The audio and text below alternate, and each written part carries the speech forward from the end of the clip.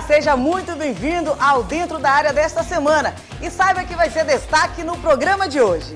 Tum Tum vence o Imperatriz e levanta a taça da Segundinha do Maranhense 2023. Pela Série B, Ceará e Sampaio empatam sem gols na Arena Castelão. Você vai ver ainda, CPI do futebol colhe depoimentos de dirigentes de clube. E mais, uma reportagem especial com a história de superação do lutador de MMA, Miro de Jesus. Tudo isso agora no Dentro da Área, que já está começando. O Dentro da Área já começou e eu inicio o programa sempre chamando aqui meu querido amigo Gregório Dantas. Greg, seja bem-vindo. E aí, Dani, tudo bem? Tudo tranquilo. Feriadão. Feriadão. Foi intenso, hein? Bem bacana, né, Dani? Foi legal, né? Pro esporte, então, a gente acompanhando, né? É isso mesmo. E, Dani, como é que a gente começa esse programa hoje aí? Sei que tem muita coisa hoje, né? Tem muita coisa. A gente vai começar o programa de hoje falando de CPI do futebol. Tiveram novas oitivas, né? Ouviram depoimentos tanto do presidente do São José de Ribamar, o Marinaldo Frazão, e também do ex-diretor do Juventude, o Miguel Júnior Costa. Vamos ouvir na reportagem. A primeira testemunha a ser ouvida foi o ex-presidente do São José, Marinaldo Frazão. Os deputados questionaram sobre a situação financeira do clube e a possibilidade de manipulação de resultados em jogos do Campeonato Maranhense. O ex-dirigente apresentou documentos e áudios que comprovariam casos suspeitos, além de contratos com uma empresa que seria responsável pela gestão do clube no período das denúncias. Em seguida foi ouvido o ex-gerente de futebol do Juventude, Miguel Júnior Costa, que negou conhecimento de situações suspeitas.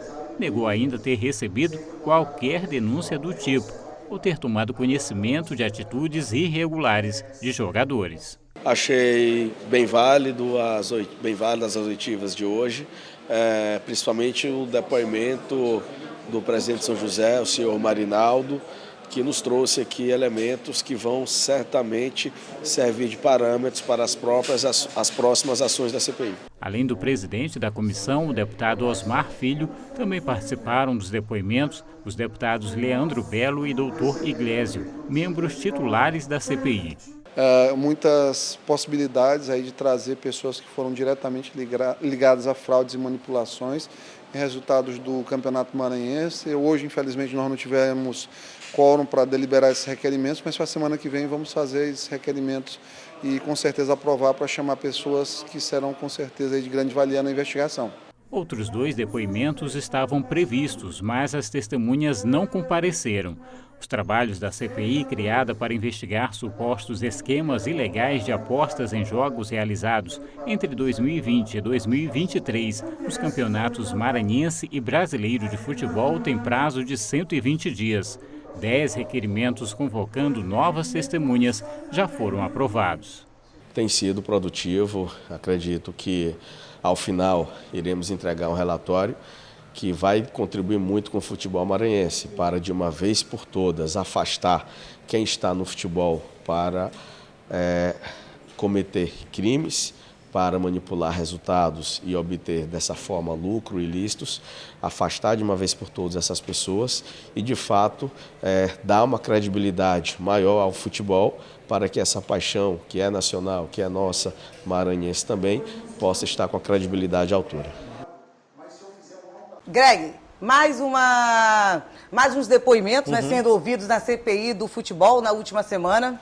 É verdade, Dani. A gente teve mais uma etapa, né, da CPI do futebol, mais uma rodada de depoimentos escolhidos aqui na Assembleia Legislativa do Maranhão. Sempre bom destacar que toda terça-feira, às 4 da tarde, está começando aqui as reuniões da Comissão Parlamentar de Inquérito do Futebol, né, com o objetivo de investigar aquelas apostas dentro do Campeonato Maranhense de Futebol do ano passado, de 2022 e 2023, também das competições que acontecem aqui no estado do Maranhão. Né? Desta vez foram ouvidos, como a Dani já trouxe aqui, a matéria você pôde acompanhar aí na reportagem também, o presidente, né? O presidente do São José de Ribamar, né? O Marinaldo Frazão, e o diretor do Juventude, né? O Miguel Júnior Costa. E o presidente da CPI, o Osmar Filho, junto com o deputado Dr. Iglesio, que esteve presente também, que é presidente do Motoclube de São Luís, e também do Leandro Belo, que integra essa comissão parlamentar de inquérito, eles colheram esses depoimentos e falaram à imprensa, né, dizendo que os depoimentos foram bem importantes, até porque o presidente do São José, Dani, ele denunciou a Federação de Maranhense de Futebol suspeitas de manipulação de resultados de jogos e fez inclusive um BO, um boletim de ocorrência em delegacia, né? Por meio de ofício, ele denunciou uma possível manipulação naquele jogo que você lembra bem, Dani, MAC 7 São José 0, suspeitíssimo jogo, MAC 7 São José 0, né? E ele também disse que suspeita do envolvimento da empresa MCD 10, que é gravíssimo, né? Um envolvimento de uma empresa nessa possível manipulação de resultados. Inclusive, lembrou que a empresa foi indicada pelo técnico da época do São José, o Carlos Ferro, né? Também chegou um áudio, né, de um dos atletas falando sobre gratificação de jogadores. Isso aqui foram palavras do presidente, viu? Não é o Greg, não. Isso é coisa que foi dita em depoimento à CPI do futebol aqui na Assembleia Legislativa do Maranhão.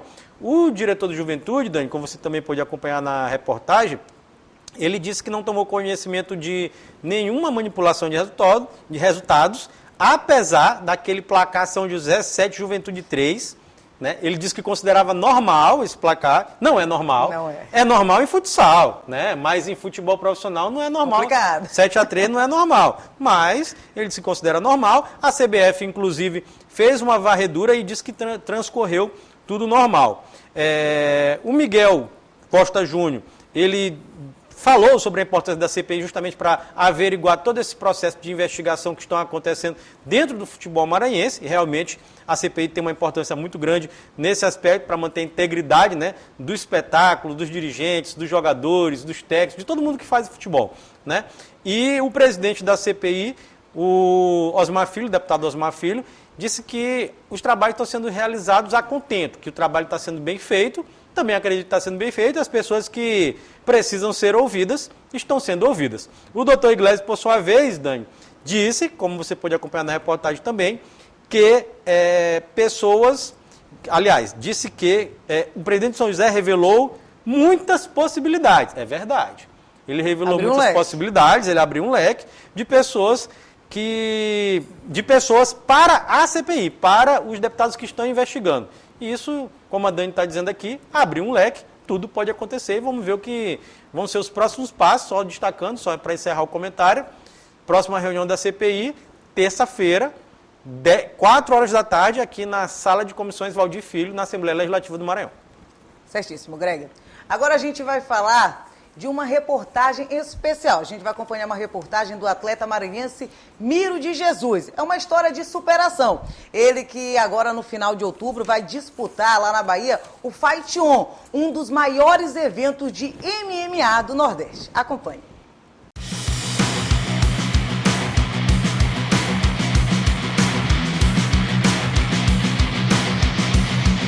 Miro de Jesus é um exemplo de determinação e superação.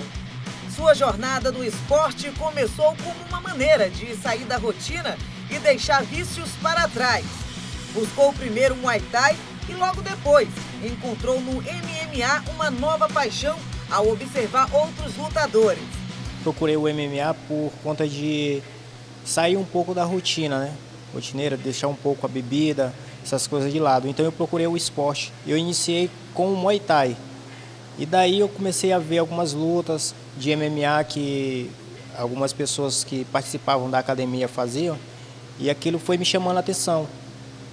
E aí eu comecei a ser incentivado por alguns atletas que me colocavam lá em cima, diziam que eu tinha talento. Então aí eu iniciei, acabei tendo a minha primeira luta, me colocaram para lutar e eu fui bem. Consegui um nocaute durante 2 minutos no segundo round e daí não quis mais parar. Estou até hoje, né? Mesmo sendo um lutador profissional, ele precisa equilibrar seu tempo com atividades que vão além da luta. Sua próxima batalha será no Fight On, na Bahia, um dos maiores eventos de MMA do Nordeste. É a luta mais esperada da competição. Miro compartilha sua empolgação com a expectativa para este confronto. Para mim hoje é uma honra recebi esse convite aí pelo Fight On. E eu pretendo estar bem preparado, estou bem preparado, pretendo chegar lá e dar o meu melhor, mesmo sair bem aplaudido, independente de qualquer resultado. A gente vai sair de lá, com certeza o Maranhão vai ser bem representado e vamos sair de lá de braço erguido e com bastante aplausos. A competição acontece só no final do mês de outubro. Faltando algumas semanas para a luta, Miro de Jesus já vem intensificando a sua preparação, com treinos mais puxados. Agora ele ainda está num ritmo de treino bem puxado, né? A gente faz uma periodização, então começa um treino bem intenso, aí vai chegando mais próximo da luta, as últimas 2 semanas, uma semana, aí a gente dá uma desacelerada nos treinos, que é mais uma parte de recuperação, perca de peso, que é importante também, o atleta sempre perder uma média de 5 quilos, então essa reta final dos treinos já dá uma moderada, mas agora os treinos estão bem intensos mesmo. É inspirador ver como o Miro se apoia e se espelha em seus colegas de treino e em seu treinador. Sua motivação fugiu também em terras maranhenses.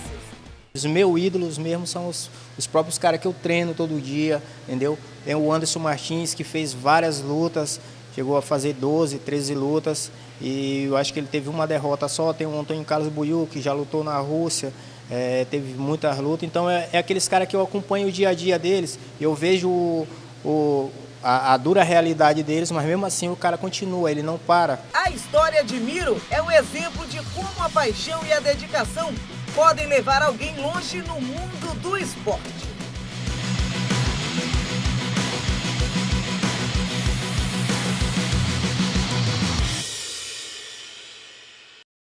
Greg, muito legal essa história do Miro de Jesus, como ele iniciou no MMA e agora vai estar lá na Bahia representando o Maranhão em um dos maiores eventos do Nordeste da modalidade. Verdade, sem sombra de dúvida, né? Mais um exemplo de superação de um atleta que luta contra diversas adversidades. A gente sabe que o nosso estado do Maranhão, infelizmente, não é o estado que tem uma boa distribuição de renda, né? Temos uma desigualdade social ainda muito visível, isso a gente fala infelizmente, e a gente pode perceber que atletas superam todas essas barreiras, dificuldades, lutas diárias, no seu dia a dia, né, para conseguir feitos. O Miro de Jesus conseguiu um feito, né? É um atleta profissional de MMA, como a Dani fez a matéria, inclusive fez a reportagem, você pôde destacar aí. Ele, inclusive, teve passagem pelo Muay Thai, por outras modalidades, depois chegou ao MMA. É treinado pelo Anderson Martins, que é um dos principais incentivadores, né? Mobilizadores. Ele incentiva o Miro a continuar nessa carreira tão difícil que é lutar nas artes marciais mistas, né? Que é o MMA. Nós temos exemplos aqui do Maranhão, do Caio Borralho, que hoje é o maior atleta maranhense de MMA, disputa o UFC, está ranqueado já no UFC, vai lutar inclusive agora no final do ano, né, lá em São Paulo, no evento de São Paulo. Destaque nacional e internacional. Internacional, exato, Caio Borralho, que ainda é invicto, né, dentro do UFC, a maior organização de competições do MMA do planeta. Então temos aí um exemplo que seguiu o Caio. O Miro seguiu o Caio e quem sabe pode ser o novo Caio Borralho dentro do MMA mundial. Inclusive a gente deseja boa sorte para o Miro lá na Bahia. Exatamente. Nesse final do mês de outubro. Agora a gente vai para um breve intervalo e logo após o intervalo a gente vai falar de levantamento de peso olímpico. Uma nova alternativa para a criançada poder fazer atividade física. Segura aí que já já a gente volta.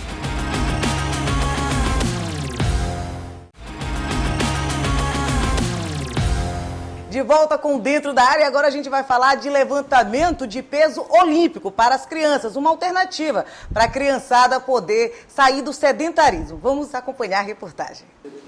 Essa modalidade esportiva tem sido amplamente difundida no Brasil e em diversos países. Além de contribuir positivamente para o desenvolvimento da saúde e do bem-estar dos jovens praticantes, o levantamento de peso olímpico, com treinamento de força, tem o potencial de melhorar consideravelmente a aptidão da criançada. Hoje chega muita criança para mim com deficiência de coisas básicas, como correr, pular, agachar, levantar. Então, o levantamento, na verdade, propõe a criança primeiro aprender a se conhecer a nível postural. Segundo, realizar um movimento que tem que ter uma certa habilidade motora, porque o movimento de levantamento, ele é o segundo esporte mais difícil a ser praticado. Só perde para o salto com vara. Embora frequentemente associado a atletas de elite e adultos musculosos, o LPO pode ser uma excelente opção para crianças e adolescentes.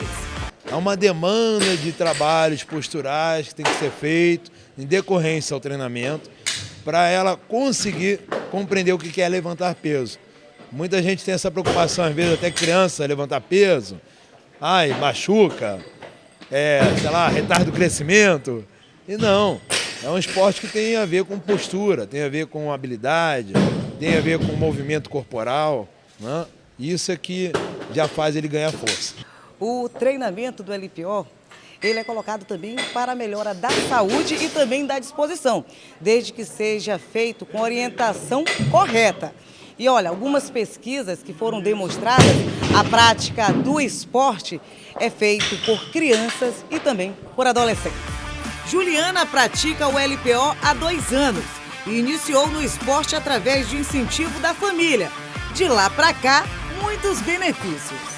A minha família ela sempre foi bem voltada para o esporte, tanto a minha mãe como ela faz crossfit, mas a minha irmã, a Giovana, que está ali atrás, ela já fazia o LPO há mais ou menos 1 ano antes de eu entrar, então foi realmente uma inspiração na minha vida, já que eu precisava fazer alguma atividade, o LPO realmente melhorou muito. Tanto no meu desempenho escolar, quanto na minha concentração. Diversas crianças encontraram neste esporte uma fonte de benefícios e também de diversão. O LPO, além de melhorar a postura, melhora o seu condicionamento físico, porque deixa a nossa mente mais forte também. É o treino e o movimento. Eu gosto muito do movimento porque é muito legal fazer exercício e você fica com mais força e treina e vai se acostumando com o peso. O LPO é muito importante para mim, aí eu posso fazer mais aqui minha coluna e eu levanto peso. O levantamento de peso olímpico oferece uma alternativa diferente e benéfica para manter crianças em forma e saudáveis. O importante é praticar alguma atividade física. A modalidade é uma outra alternativa para além dos tradicionais esportes coletivos.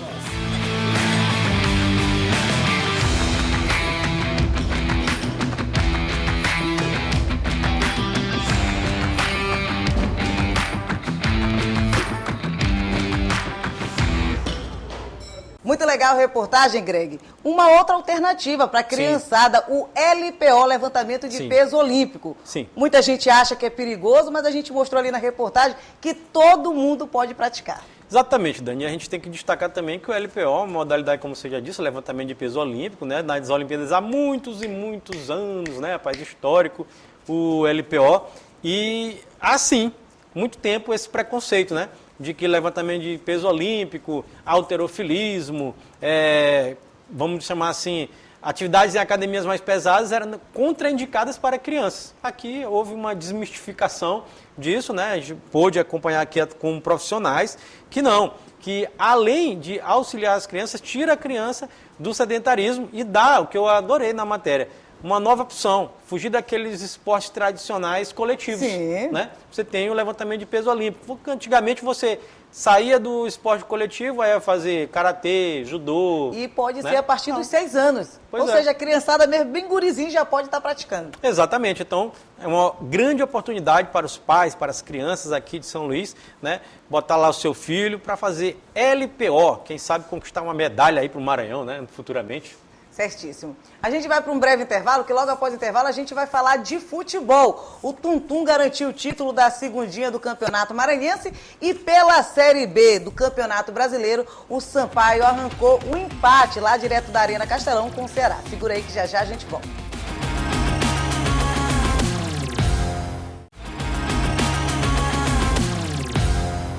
De volta com o Dentro da Área e agora a gente fala de futebol no programa. O Sampaio foi até Fortaleza enfrentar a equipe do Ceará no último fim de semana, no sábado, e arrancou o empate de 0-0 heróico diante da equipe dona da casa. Greg, 0-0 com gosto de vitória para o Sampaio. Foi.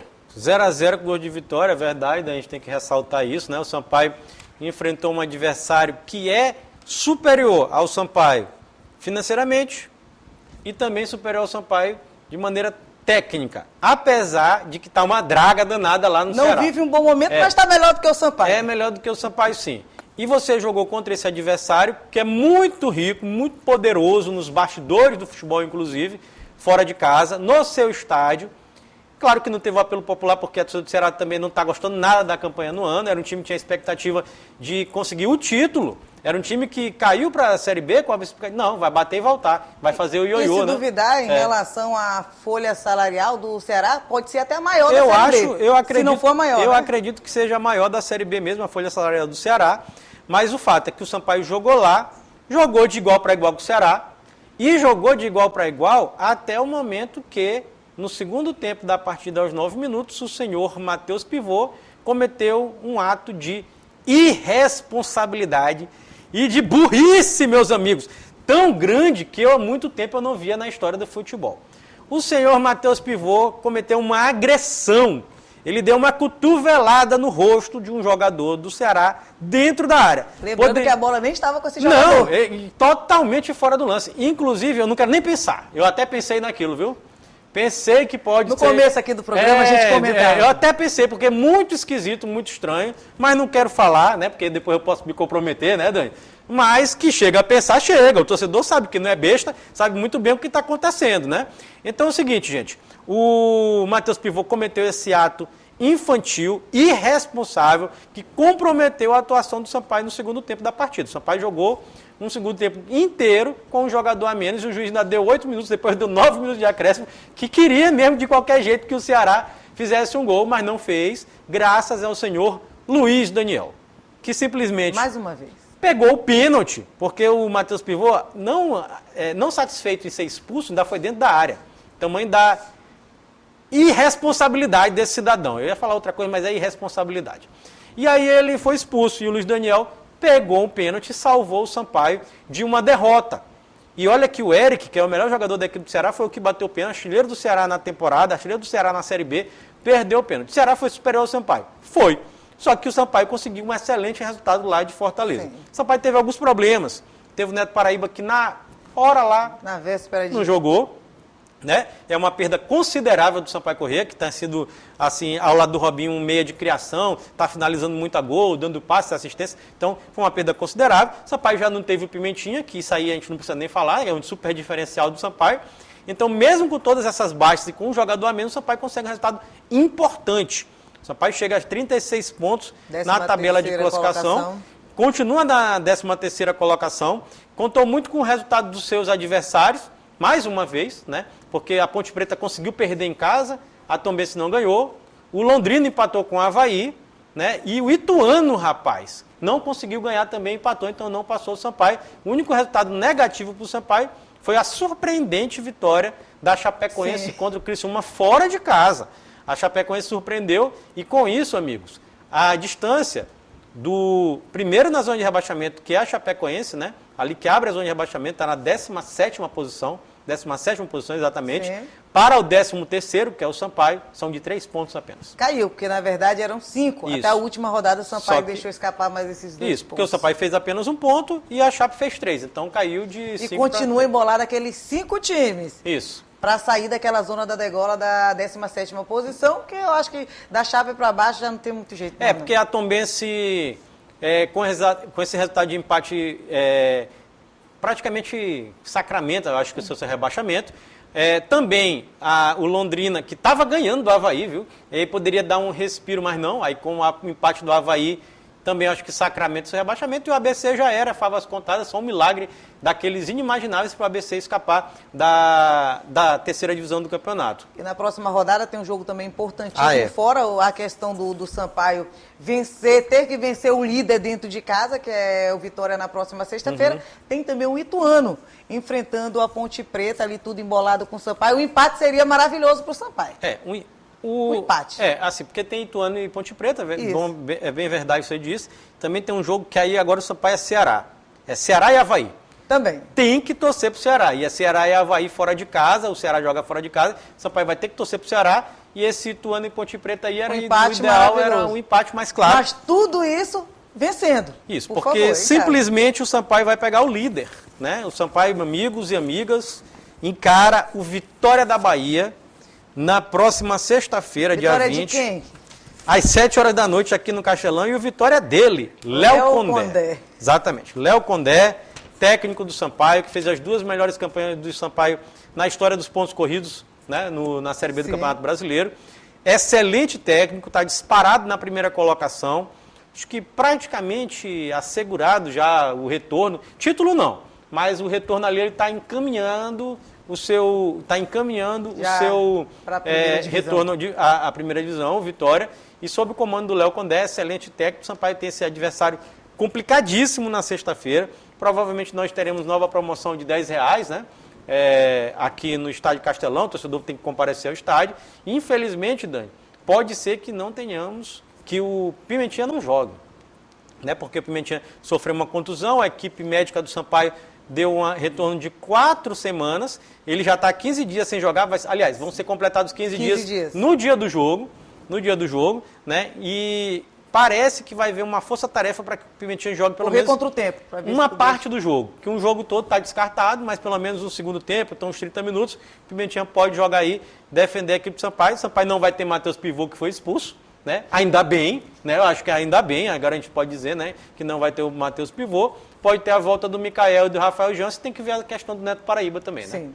Vamos ver o que acontece. A gente torce para o Sampaio na sexta-feira garantir esses 3 pontos dentro de casa, mesmo que seja com o líder, o Vitória. A gente agora continua falando de futebol, mas a gente vai falar agora do Tuntum. Tuntum garantiu o título da 2ª divisão. O Tuntum que abriu 2-0 lá no estádio Rafael Seabra, na cidade de Tuntum, em cima do Imperatriz, com gol de Marciano e Alisson.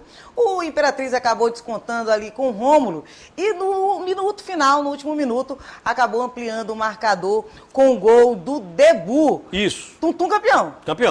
Tuntum campeão, né, Dani? Campeão da 2ª do futebol maranhense. Parabéns ao Tuntum, parabéns a toda a cidade de Tuntum, né? O meu amigo Ronald II, né, que é de Tuntum aqui, também estava feliz hoje aqui na redação. Torcedor do Leão dos Cocais. Torcedor do Leão dos Cocais, estava feliz aqui na redação, no apresentador aqui do Assembleia em Foco, primeira edição.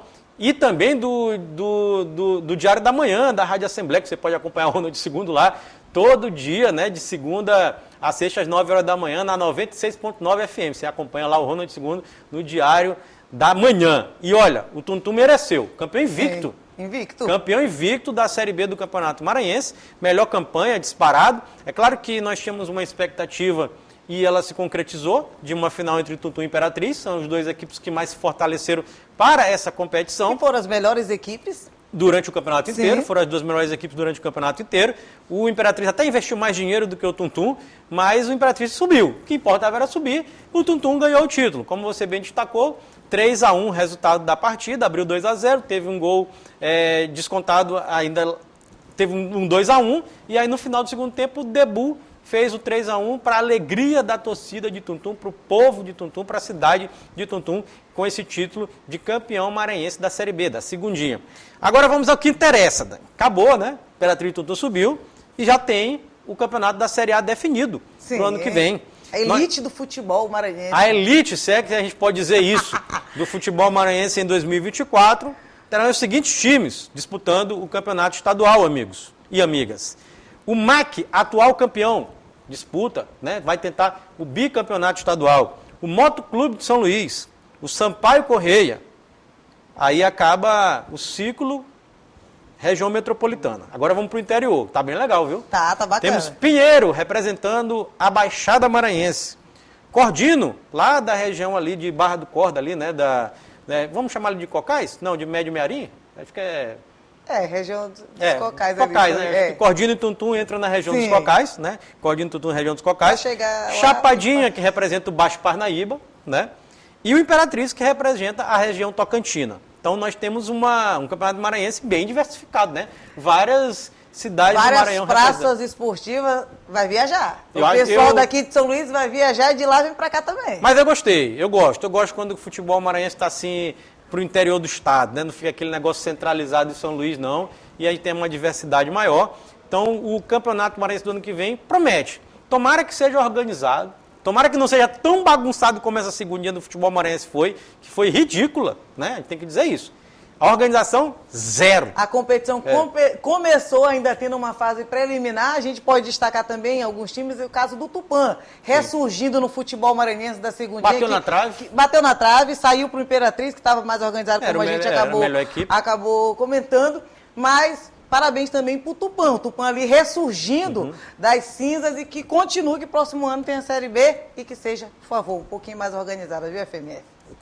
Tomara que seja mais organizado, porque esse campeonato desse ano foi ridículo, né? Essa tentativa de pré-Série B, Série C, não existe. Futebol maranhense, para ter 8 times aqui jogando a Série A, é tirar, como é que a gente diz, né? Leite de pedra.